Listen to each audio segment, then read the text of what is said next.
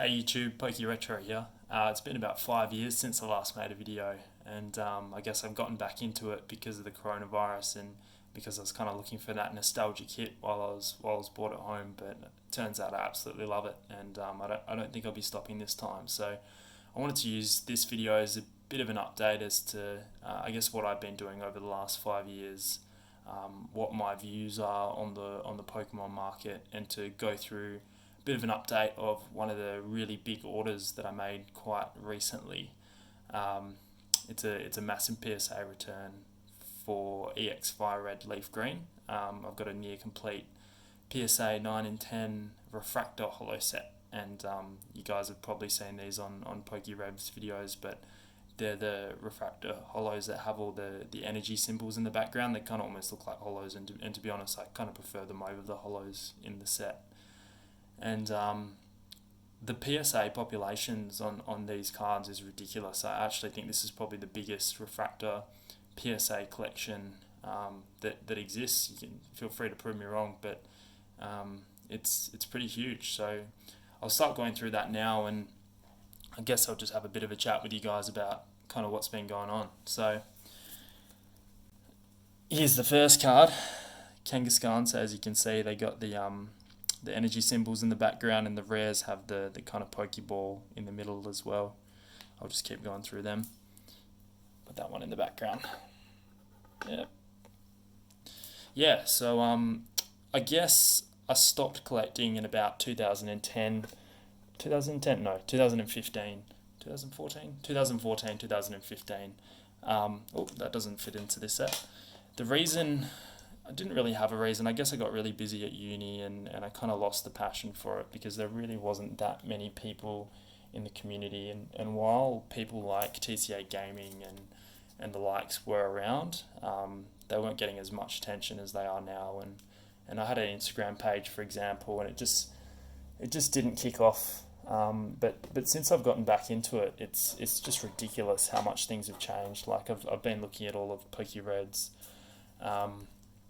live box openings and things like that, and he's just people like that have just got hundreds and hundreds and thousands of more people into the hobby, and it's just made the community a lot more exciting to be in now. So I thought I'd give it a crack and get back into it, and it's exactly what I thought. So have really been enjoying it, and back then I guess everything was a lot cheaper, and I'd bought a lot of the cards that are now quite expensive for quite cheap. But I guess also now, even though the cards are more expensive, I'm earning a lot more money, and I think that's the trend that's we've kind of been seeing across the entire community, and that's the reason the prices have been going up so much. It's because people who grew up with these cards, the cards were only really valued as much as their parents were willing to pay at the time. But as they kind of got older, people started earning their own incomes while they're at uni. They had part-time jobs. They're able to afford a little bit more, so the prices went up a little bit. Obviously, supply goes down, demand continues to go up because people start remembering the nostalgic feels that Pokemon used to give them. They really want to get that feel again. It's almost an addiction. It's like a nostalgia addiction. But once they start getting that feel, they want the cards again. And as the years go by, people's earning potential just goes up like crazy. For example, me, when I had a part-time job, I was earning maybe $20 an hour Australian. Now I've got a job that pays, I guess, over $100,000 a year. And I have a lot of disposable income. So I guess even though the prices are higher, it doesn't affect the amount that I want the card, and I'm willing to pay a lot more for these cards. For example, this collection that I'm showing you right now obviously wasn't cheap at all, but I still bought it. So that's the trend that you're seeing, and I think that's the trend that we'll continue to see into the future, especially as the people in their kind of early 20s start earning more and more. That's what will happen. This is the box topper, the secret rare Charmander. Wish I got this one in 10, but it's really cool. It's got a cool hollow swirl in the top right there. The set that I'm collecting at the moment is Expedition mainly. Even though I bought this, it was kind of an impulse buy, but the main set that I'm collecting is Expedition, and I just want to take a second to acknowledge how ridiculous this artwork is. I don't really understand why EX Fire Red Leaf Green didn't get the amount of attention that a lot of the other sets did, because honestly this artwork parallels the likes of Skyridge and Expedition and Aquapolis, but for some reason it just didn't get the same traction. Look at that. That is ridiculous. And I feel like one day it might get that traction again. And to be honest, that's part of the reason that I bought this. I saw a lot of potential in these cards. The population reports on these, if you've got 10s in a couple of these cards, so for example, this Magikarp probably has a population in 10 grade of probably less than 15, somewhere between 10 and 15. Some of the cards have a PSA 10 population of about 5 to 10, which is ridiculous. Krabby, I just love. I don't think any other set did this with the energy symbols in the background. Anyway, a little bit more about me. I surf, so that's one of the things that I love doing, as well as collecting Pokemon. Surfing's a massive hobby of mine. I'll go literally every day, and then when I get home, I'll feel tired, and all I want to do is sit down and go through my collection and have a think about what I can buy next. I will literally spend hours on eBay trying to find the next card that I want to get, or the next set that I want to get.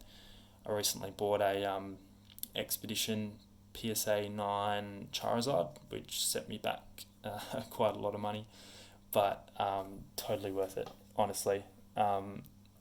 I've got all the big hitters in Expedition now. So I've got the Mew, I've got the Charizard. I still need the Mewtwo, the Blastoise. I think those are both fairly expensive as well, but I'm definitely getting there. And if anyone's selling Expedition Holos, let me know. I'm not looking for a bargain. I will pay above market price for these cards. They're just so hard to find at the moment, at least within eBay Australia.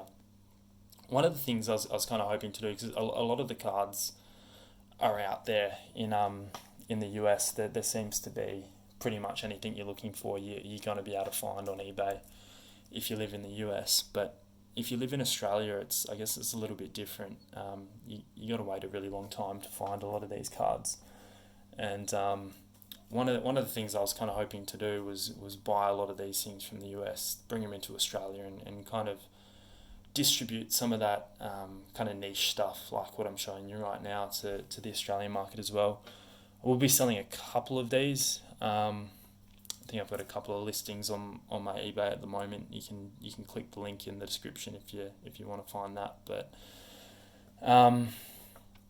don't think I'll sell all of them, just because at the moment they're not really going for a lot of money. I mean, they're not cheap. The 10s probably go for about 60 Australian dollars to 100 Australian dollars. But I have a feeling, considering the population's so low, if these ever become popular in the future, they'll be worth a lot of money. So I guess this is one of the sets that I'm kind of keen to hold on to. Look at that. Look at the claymation artwork. It's the same for the Slowpoke. Awesome. But yeah, I guess I've kind of been a die-hard Pokemon fan my whole life, and I get tunnel vision, so as soon as I start a hobby, I need the best. So I can't really afford 10s of everything, but I want to get the complete PSA sets. 9s and 10s are good enough for me. I guess that's what packed fresh means, really. Yeah, leave a comment. What's your favorite card in this set? If you want to follow me on Instagram, I'm thinking of actually doing a giveaway of one of these cards. One of them, probably one of the PSA 10 ones, for my 1,000 follower milestone. So I think that would be cool. How cool is that Kakuna? I've never seen a cooler Kakuna in any Pokemon set. That's ridiculous. But yeah, Pokemon prices at the moment are absolutely ridiculous. I started selling, to be honest, initially because I was a little bit afraid that if I lost my job, I wouldn't have any money to live off. So I ended up buying a whole bunch of I ended up selling a whole bunch of my collection, pretty much all of my ungraded mint condition first edition Neo cards, and I put them all through auction, and I was just so surprised to see how much some of those went for. I wasn't expecting it. I was expecting to get maybe $30-$40 a card max for the holos, but ended up some of the cards I think went for about $500 each. Some of the shinings, and I think I've made well and truly over probably $10,000, and I've thrown it straight back into the cards. Honestly, I'm definitely not in this for money. Although it's nice to know that they keep their value.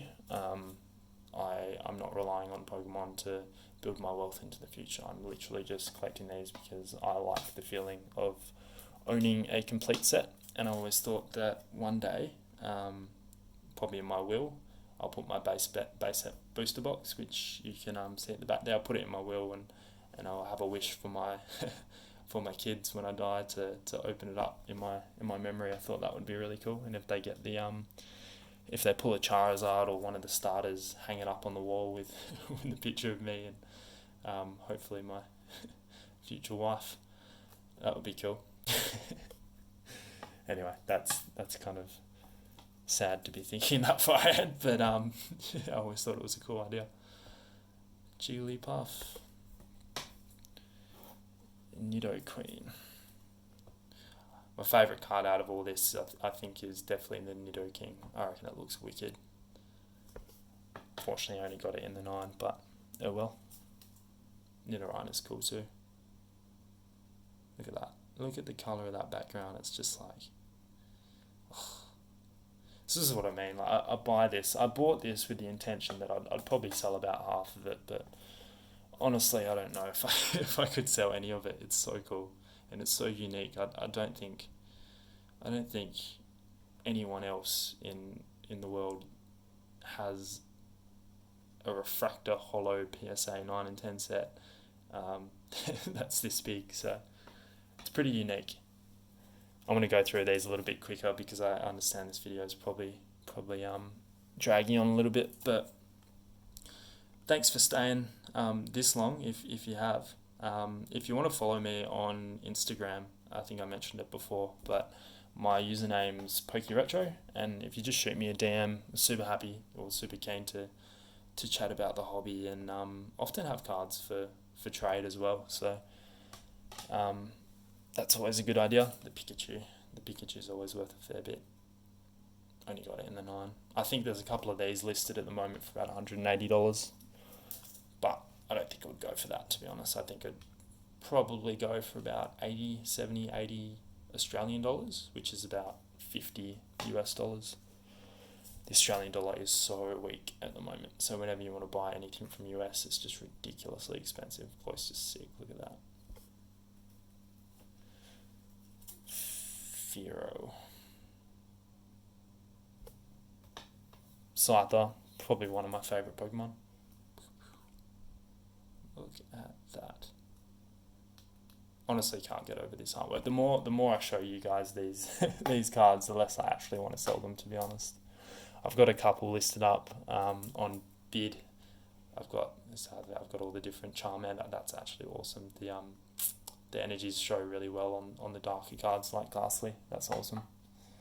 I've got 2 of the Charmander artworks up for sale. So if you guys want to go for that, go for it. Don't know how many more that I'll be selling though. So Victory Bell. That's sick. Tangela. Oh, and here's the rest of them. So we've got Weeping Bell. That's a 10. Bellsprout, 10. I think in total I've got probably 41 10s and about... Oh, that's a 10 as well. Porygon. 41 10s and I think about 27 or 28 9s. Pidgeot, I think this is actually I said Nidoking was my favourite. I think it might be the Pidgeot's my favourite. That's sick. That is actually sick. I reckon the hair on Pidgeot, like, literally looks the same as like humans' hairstyles these days when they cut the sides and leave the top really long. Pidgey. Oh, the Onyx is sick as well. So I think Nidoking, the Onyx and the Pidgeot would be my favourites. And then the Charmander's also pretty cool. They're all cool, let's be real. The Kakuna was cool. Rapidash was cool. Kangaskhan was cool. Hypno. It's the issue with Pokemon. Like I buy these things sometimes with the intention to kind of sell them off, and then I just never can because they look so good and I get attached to them. I can't imagine selling all of these. This is ridiculous. Drowsy. And that's the last one. So I think there's about 68 cards in total. But yeah, I mean, if you guys are interested in any of these, just feel free to send me a message or make an offer. And I will think about it. I definitely will sell a couple of them just to get a little bit of money back so I can reinvest in some of the expedition cards that I'm looking for, because I'm running a little bit low on cash at the moment. But overall, just absolutely love these cards.